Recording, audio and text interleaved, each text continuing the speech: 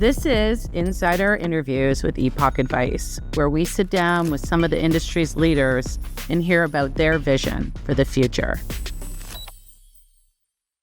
Today, I'm excited to welcome Steve Chen, founder and CEO of Boldin. Steve is a San Francisco-based entrepreneur who's spent the last decade focused on one big problem, helping more people get a real path to financial independence. And with Boldin, he's built a holistic financial planning platform that brings together software, education, coaching, and expert guidance for consumers, financial advisors, and large enterprise. The firm's been recognized, it's innovating, and I've certainly had a lot of fun following around. So looking forward to our discussion today. Steve, welcome. Thanks so much for being here. Yeah, Kendra, appreciate the opportunity. It's great to kind of do this, live with you. Versus all the times we connect otherwise. Yeah. Let's start there. Tell me about why Boldin, why you're passionate, what you think you guys are onto that is going to make it a rocket ship.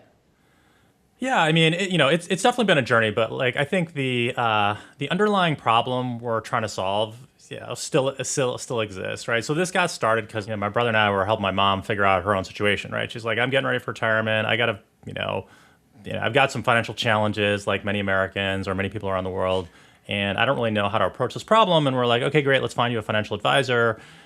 We couldn't find one that was a good fit for her partially because most people are at the time were focused on accumulation versus decumulation, and also, they have a very specific like target ICP, right? Ideal customer profile of like you've already got a lot of money, and I'll help you manage it, right? So. She didn't have tons of money and was, older person, and so just less attractive. So we just ended up doing it on spreadsheets. And as we looked around, we're like, wow, in America, right, there's 120 million people over age 50. They have 80% of the money, but everybody's worried about like, do I have enough? How much do I need? Like, can I retire, right? Then those are still the most common questions we get. So that's how we got started. And I just feel like the opportunity is there needed to be a scalable solution here that worked for more people, that was cheaper, more accessible, wasn't only dependent on expert humans as the main way of kind of getting access to this. And so that's kind of the problem space that we are operating in. Yeah, and it's such an interesting angle on it because certainly that legacy wave of robo was really focused on scaling one piece of advice, but it was really oriented towards asset allocation, product selection, and some of those like, very product forward conversations. Talk to me a little bit about how what you're doing at Boldin is different than that. Yeah, I think, the first generation of the robos, it was kind of around asset allocation. They tend to target younger people, I think, that had less money. What we discovered was, because originally the company was called New Retirement, then we changed the name to Boldin, but we kind of attracted this kind of 401k millionaire audience. I mean, we're here to help everybody, but that's who was really attracted to us. And so, one, people had more money, right? Like our average user that is a free user has like $1 to $2 million in savings, right? Liquid savings, plus they have another $500,000 of net worth, home equity, and they might have 30% of pensions, and then the people that pay us, have $2 to $3 million bucks. So, we're rolling around with, tens of thousands of paying subscribers now with $200 to $300 billion on the platform. So if we were an RIA, we'd be one of the biggest ones. Like we're larger. I think we have more households now than like creative planning and stuff like that. Now, we don't have the same relationship, right? We don't have a personal like advisor for everyone.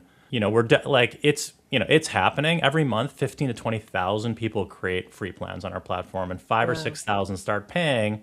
So that's like $8 to $10 billion a month of people paying us of their life savings. So it's a different way of kind of engaging with this audience, and I just think that it's a sign of kind of where things are going. Yeah. And so in many cases, do those people have financial advisors elsewhere, or have they been under-advised? Yeah, we think of the world as kind of in three chunks, right? There's the do-it-yourselfers, right, which call it a third of people. There's the validators, that another third, and then there's the delegators. And so traditional advisors deal with the delegators, right? And there's lots of them.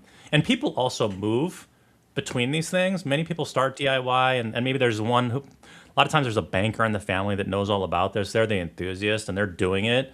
But then like they're worried about, hey, what happens if something happens to me, like some medical thing or whatever, or if I die, right? Then who's going to take care of this and make sure? So a lot of people will like eventually say, actually want an advisor. So I think that, basically we're gonna see people move back and forth here. And in terms of like how this grows, we just feel like there's a much bigger opportunity with these DIYs and validators, essentially, that we can kind of bring more of them on board, help them quickly, and then get them to the right level of like partners, if you will. Yeah. And so right now you're predominantly B2C, right? Like you're mostly trying to bring in whether having people do a free plan so you get to know them or upselling them to a subscribe model. What's the vision from there? Yeah, we started as a D2C business, right? And that's kind of where we're, that is the core DNA. But we also like one of the reasons we became a Series A venture-backed company is that we started working with Nationwide, and so we do have an enterprise motion here. And like basically our work is make this funnel, work better and better for consumers. Like that's a lab. The consumer world is like a lab, right? Show that we can kind of like engage lots of people, bring them through the funnel, and help them find the right solutions, and do it for.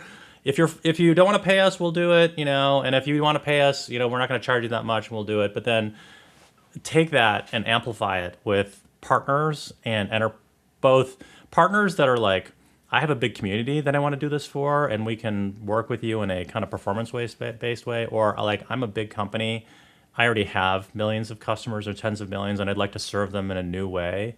Like what we're doing is like you can be a big bank, and we're like, if you want to turn on financial planning for 20 million people tomorrow, we can do that. Yeah. You're not doing it with human beings, right? It's not going to happen. Yeah, So, and that's what you and I have been riffing on behind the yeah. scenes is like, is there some awesome opportunity there that we could work on together? Like, I think it's so cool to think of the install base of some of these institutions, the workplaces, and, I've talked quite a bit in the past about like the importance of workplace, and all of these under-advised investors who just have a craving to know that they're okay. That all of that coming together in totally different ways when you think about that enterprise lens. I certainly think that's exciting. Yeah, for sure. I think one of the things we were talking about in the preamble here was, we were just on site with a big PEO provider that's rolling this thing out to, their audience of employers, and they also have a bunch of advisors. And just that what they're seeing is that the underlying demographic trends here, right, of, the boomers are definitely retiring, the Gen X's are approaching them. Like there's 4 million people, a year that are retiring, at least in the States, right? And that's going to happen for the next 10 years. So that's 40 million people. When those folks go to retire, they want to simplify their lives in many cases, and they have their money. Like we see this, right? Our average user links like 13 accounts, right? So they have institutions. They've got 1-2 banks, a custodian, maybe they've got like a brokerage account somewhere. They've got like a 401k. They've got a leftover IRA. The money's all over the place, and so everyone's fighting. So the users are like, I want to put my money in fewer places, maybe one place, right? So advisors are like, great, I'm going to try and capture that. But then where the money is, those folks are like, I want the money to stay with me. Like, let's concentrate it here. And what works is advice works, right? Having an advisor works. It's just how do you get that in the hands of more people? If you can be the primary, you're the one who told me this word, like financial primacy, right? Yeah. I work with a lot of clients on financial primacy. Everyone wants it, but there's only room for one, right? So part of what I think is interesting about your model, Steve, is that you haven't gone about that trust piece in the exact same way that everyone else is. So in general, what we see is, a certain account threshold, you get access to this amazing relationship, and then we try to scale it down using digital, but it is ultimately based on the notion of graduation or upsell, cross-sell throughout an institution. What I think is really interesting about Boldin is that you've kind of come at it a different way. You're trying to say, having a plan has intrinsic value, and we want you to have that plan. And you don't need to feel like you're cheating on us if, you've got all these other relationships. We'll just put that all in context for you. And in a weird way, you're finding I think a pretty big gap in what people have been looking for. Yeah, no, it's crazy. I was gonna make a joke about like we're early adopters of open relationships. Yeah, um, yeah, that's more controversial. yeah, yeah, no, exactly. We're just like, hey, we're here. A big thing is alignment, right, and transparency. So we're like, hey, here, and also we charge you. Very few people like, it's not always obvious how you're paying in financial services, especially, right? Like, there's money made so many ways in this, you know, like we're kind of the insiders, but like if you look under the covers, right, in these companies, there's net interest income, right? There's payment for order flow. Like, what the hell is that? Nobody knows what the hell that is, right?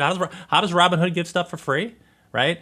They basically take the data they're learning about what you're trading, they sell it to hedge funds and other market makers in advance, and those guys make markets and they're arbitraging behind the scenes, right? Of what's Right. happening here.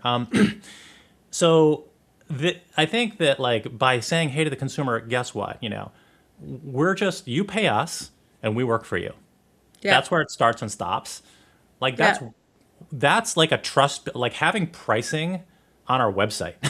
Here's what it Yeah. costs is like a Right. trust building thing and explaining the model the whole way. And so I just feel like, that's, where the world's going and more people are going to want that. And then, yeah, it's also like this long running, like, hey, you can have a plan. You can work with us for like years, having your financial plan, something's happened. And then, oh, you decide you have enough to retire or someone gets laid off or someone gets sick and now you want more help. Well, Yeah. you can talk to a coach and that's $250. You want flat fee advice, you can do that. But like our customers also can run the exact same playbook and we can bring a lot to the table though. We're now like enough where we're like, hey, we're learning a ton. Like we just rolled out AI, we're like, hey, we're willing to take risks that I think many big companies will take a lot longer to get comfortable with. But we're like, hey, we rolled an AI assistant at the the beginning of this year, basically. It was in beta for 2 weeks.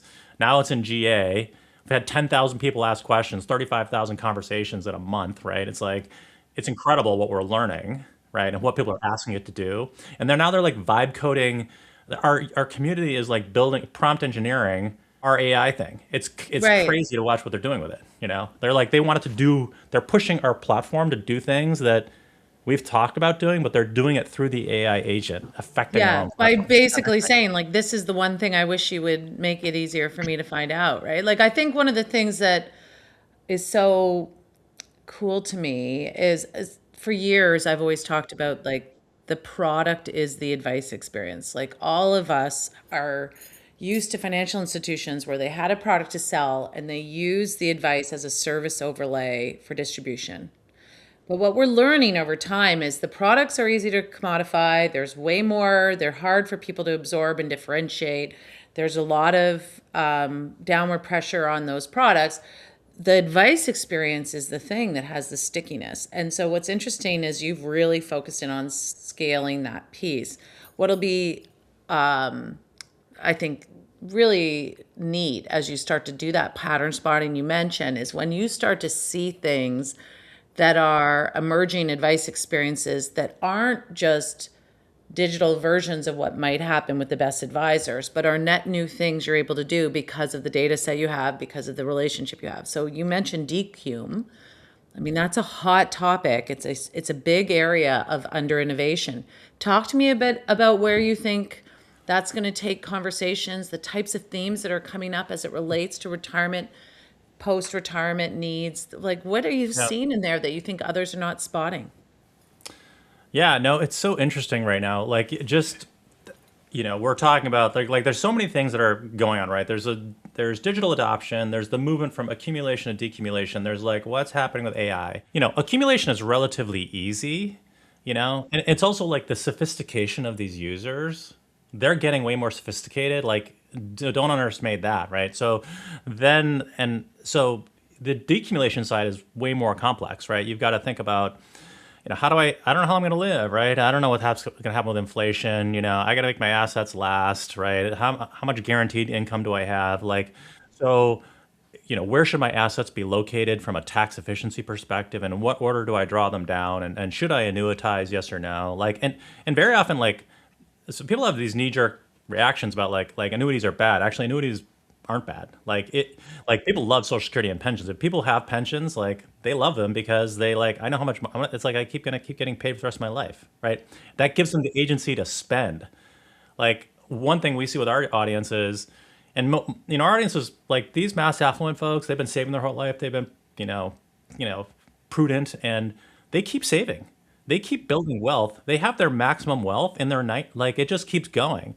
But that also means like you're not necessarily enjoying your life. Like I don't know if you've read Die with Zero, but that guy's like, Yeah. you should have your peak wealth at like 45 to 50, and then you're just, Yeah. use it when you've got the human capital, which I is know, but then now that I'm between 45 and 50, I'm like, I kind of want to peak a little later. Like, I don't want to be peaking right now. Like, I still have work to do. I love well, that idea though. And I like the idea that because you're not focused only on the sort of simpler parts like asset allocation, you can actually create modules, create experiences around lifestyle, around, what I would say the non-salesy pieces of financial advice, right? And I think the other thing that's kind of interesting to think about is you can pattern spot now. So that, that need may not be the one that you and I would have guessed, but you can see whether it's through those AI prompts or whether it's through the actual actions of those advised clients, like, hey, what did they actually really care about? What were they willing to change? So tell me a little bit about something that you're learning from your install base that you didn't expect. yeah, good question. I think one is their comfort level and sophistication with AI itself, Yeah. because like they already use Chat. So what we saw, users were using Boldin, they were downloading their plans and dumping into ChatGPT and asking questions about it. So basically, we're like, all right, train our own LLM on all our own stuff. Let's let it directly pull the data and also drive the plan.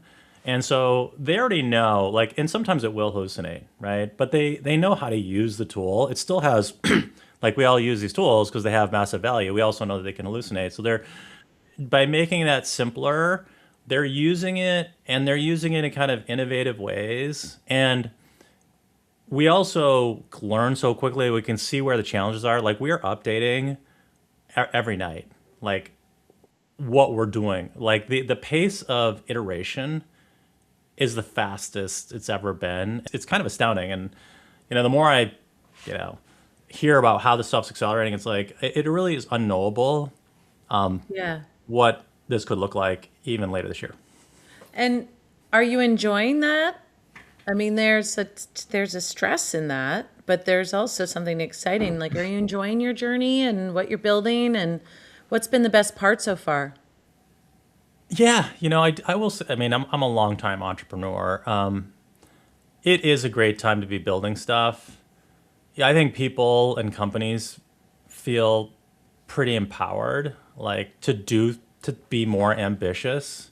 And you also need to be smart about the risk and like making sure that the right controls are in place. Like we have a lot of users with their life savings on here, so we don't want it to be like pushing it too much. We want to make sure their data is protected, right? And we have the right levels of like it's kind of a read and analysis situation. But what we will get into is the taking action, so like updating and like doing things for you.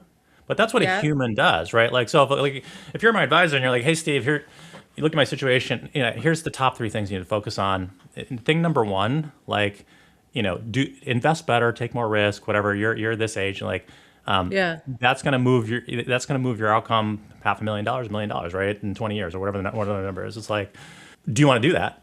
And if you explain it and like the math makes sense and I trust you, it's like, yeah, let's do it. And then like, okay, I can make that happen. I mean, like it totally feels like we're gonna have always on AI agents that are watching and like optimizing the situation and helping enable those changes. Now, I do think humans are going to be in the loop to Yeah. like sanity check this, and also just like would I want to do a podcast with an AI? Not right You now. don't know if I'm real. You've never met me in person. It's possible I'm an illusion this whole time. Just a really great LLM.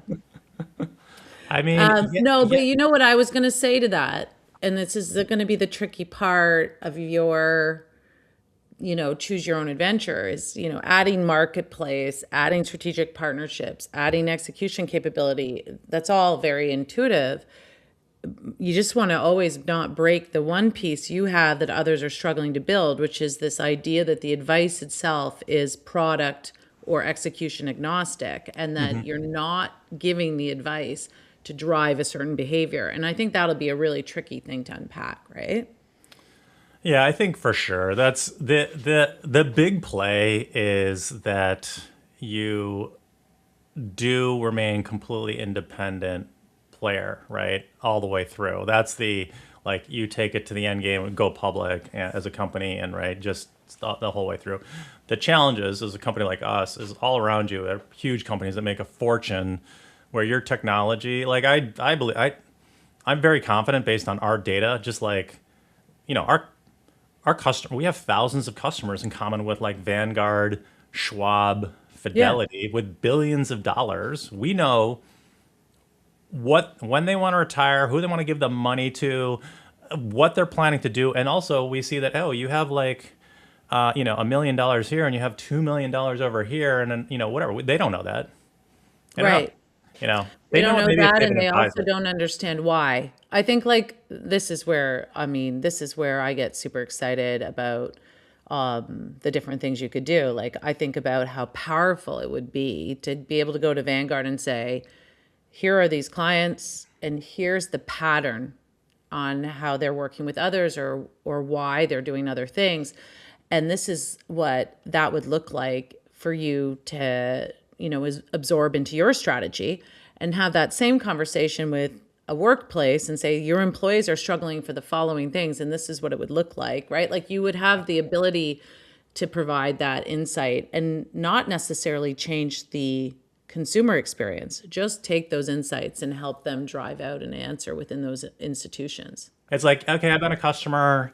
Yeah, it's a pain to move around, but like they probably make plenty of money with me, and I get some value, but not like, I think as you get more sophisticated, you'll do less, right? So it's kind of like, hey, I'm invested, sure, but I'm not like bombing in to make trades all the time. Like I'm more of a set it and forget it, and like I mean, there is actually value they can unlock around better rebalancing and better tackle. There's definitely things they could do, but it's not happening, and it's just like there's also a risk there because if it becomes really easy and to move it is getting easier to move stuff around, and it really is trust, right?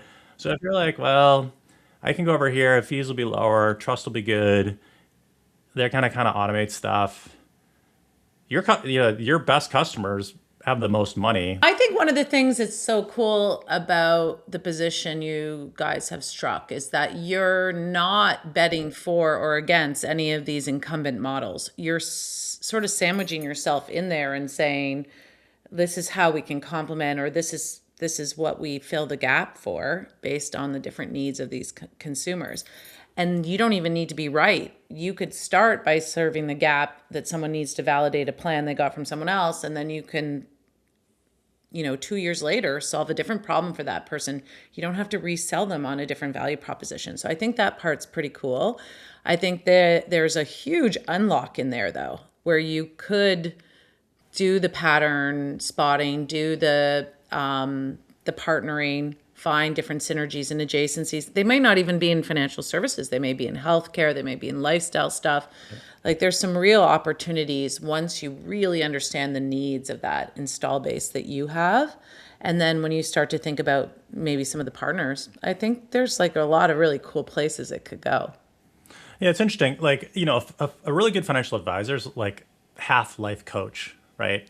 More than that, right? And they're talking about your money, but they're also talking about your estate and your family, making sure they're taken care of. And like, then once your money's in a better situation, it's like, okay, your health, right? Like try being unhealthy. It's like, okay, that's the number one problem, Yeah, by a long shot. And then it's also like purpose, right? Like right. navigating we see this all the time as people go to retire. Well, I saw this a lot with the fire world, like financial independence, retirement early. Like those folks would be very focused on getting to this number of like, I'm good. But then if they had not thought past that, then they can get depressed. I see this with founders too. Founders like can be like, I just sold my company for 20 million bucks.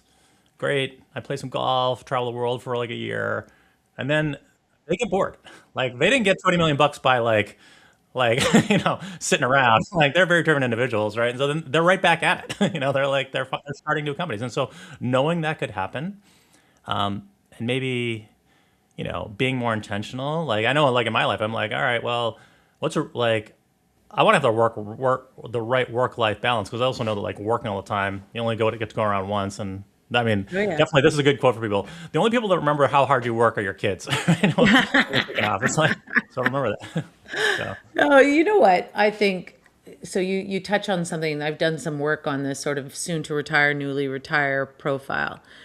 And it's amazing how little of the conversation is actually about money. Like there, to your point, there's usually a nugget that they have to hit. There's usually some really important decisions around the method and the madness of, timing certain things and managing tax. But it's unbelievable how much it has to do with like marriage quality, hobbies and lifestyle, health, physical ability, things like can you and your spouse both travel in the same way? Like, can you both go on a walking tour? Because if not, that diminishes what you can do. And then so much as well is around what was this all about? Looking back on a career, professional careers, normal corporate careers, you look back and you think like, did I just spend 40 years and like I feel like it's no one's brought it up anymore, like no one cares. And so when you talk about depression, it's a bit of that. And then there's another bit of sort of like, what will I turn my time to? Like, am I going to invest in my community? What if I feel disconnected from that because I've moved around a lot? Or am I going to spend time with my grandchildren? Well, what if I'm not in the same city as them? And there's like this whole process that has nothing to do with portfolio, but yeah. people are craving support. So you use the word coaching. Tell me about coaching. Like, how are you guys thinking about coaching on the Boldin platform? Yeah, so it's we are definitely, I think we're seeing our community go through this stuff. We are thinking ourselves more about like how as a brand, like do we go beyond money to time? Like our big thing is like make the we want to help you make most of your money Yeah. and your time. Yeah, so along the journey, it's like we want to support our users how they want to be supported, like meet people where they are, right? So we have done classes. We have classes, we have like 1,000 people a month that are in classes. We do office hours. People can just drop in. So we do these like things for free to support people in group settings. And then also we're like, some people want one-on-one. So we started offering coaching. We have like 10 coaches. You can pay 250 bucks. They're like super product support people. They're trained as CFPs mostly. They're very sophisticated, but it's not advice, right? It's like, I can help you use the product. I can ask you good questions. I can tell you where to find the answers in the tool. And then you make your own conclusions. Adjacent to that, we also spun up an advice business because we asked our audience, like, how do you think about advice? What do you do? Like, to your question, a bunch of them, like 20% already have, 25% already have advisors. More than half were like, and I plan on using advice, professional advice, either soon or in the future.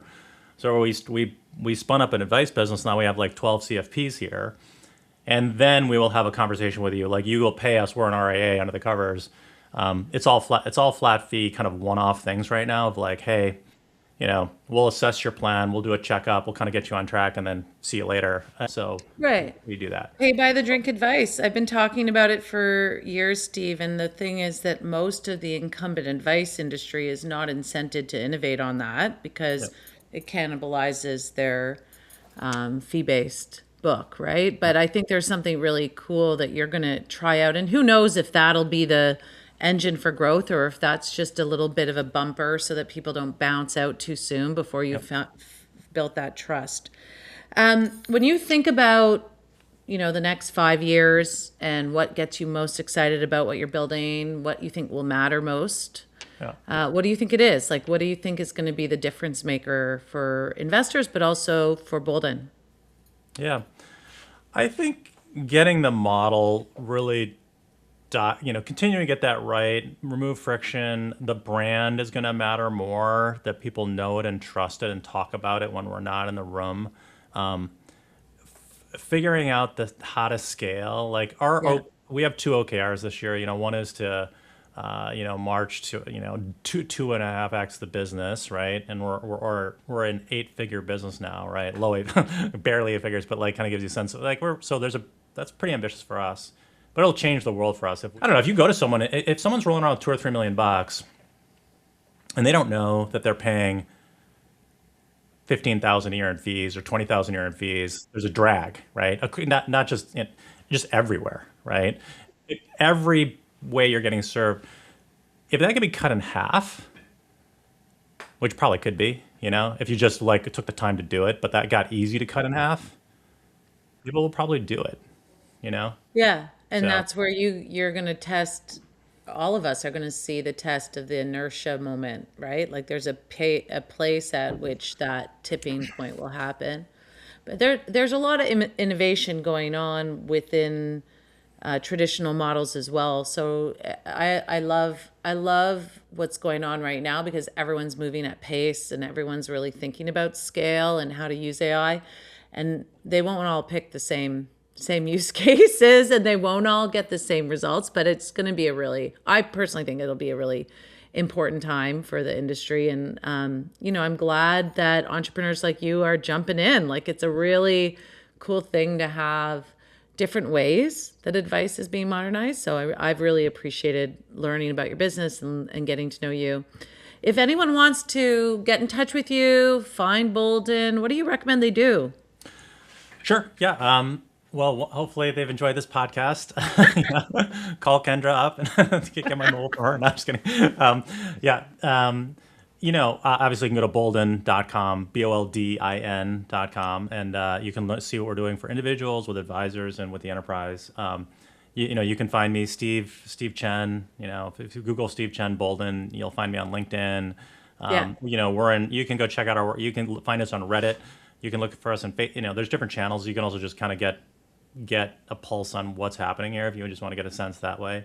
But yeah, anyone can email me at steve.chen@boldin.com too. So Yeah. And maybe everyone can do a free plan too, right? Like that's one way to yeah, really get to know what you're doing. yeah, just try it out. I mean, exactly. Try it out and see what you think. And you can build a plan for free. We have a 14-day free trial too, so you can see the full thing and what's going on. But that's the best way. Yeah. So awesome. Well, thanks so much for being my friend and for continuing to find cool things for us to talk about and for joining me today. I really appreciate it. Yeah, no, likewise, Kendra. It's been great getting to know you, and I love your, I think Mary Rasai from Schwab connected us. Yeah. I'm super glad she did that. And yeah, no, I mean, I appreciate all the work you're doing and like the perspective you bring and how you think about it. And you work on the ecosystem. It is the age of kind of the super empowered individual, and like I think people are attracted to folks like you that are super smart and kind of know what's going on in the space. Oh, that's nice. Well, thanks. I really enjoyed having Steve today and hearing more about the Boldin story. They're onto something, and I think it's going to be a rocket ship in the US market. If productizing advice is important to your firm, reach out. We should talk.